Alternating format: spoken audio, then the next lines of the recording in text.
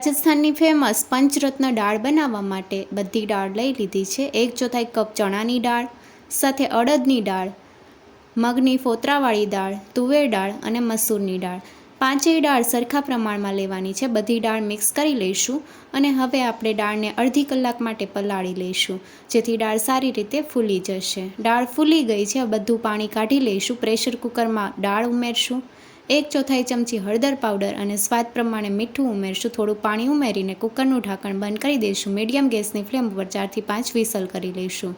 4 થી 5 વિસલ થઈ ગઈ છે, કુકરનું ઢાંકણ ખોલી લઈશું। દાળ ચેક કરી લઈશું, દાળ સારી રીતે બફાઈ ગઈ છે। હવે વઘાર કરવા માટે નોનસ્ટિક પેનમાં 3 મોટી ચમચી તેલ ઉમેરશું, અડધી ચમચી રાઈ, અડધી ચમચી જીરું, ચપટી હિંગ, રાઈ જીરું કકડે ત્યાં સુધી થવા દઈશું।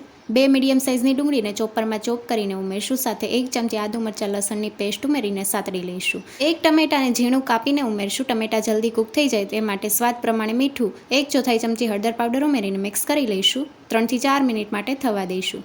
ઢાંકણ ખોલી લઈશું, ટમેટા સારી રીતે સોફ્ટ થઈ ગયા છે અને હવે 1 ચમચી કાશ્મીરી લાલ મરચું પાવડર ઉમેરીને મિક્સ કરી લઈશું।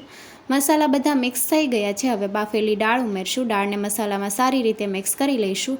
હવે દાળને થોડી પતલી કરવા માટે પોણો કપ પાણી ઉમેર્યું છે। દાળને ઢાંકણ ઢાંકીને 3 થી 4 મિનિટ માટે થવા દઈશું। દાળ સારી રીતે ઉકળી ગઈ છે અને તેલ પણ છૂટું પડવા લાગ્યું છે। 1 ચમચી કસૂરી મેથીને ક્રશ કરીને ઉમેરશું, સાથે અડધી ચમચી ગરમ મસાલા પાવડર અને 1 ચમચી ધાણા જીરું પાવડર ઉમેરીને મિક્સ કરી લઈશું।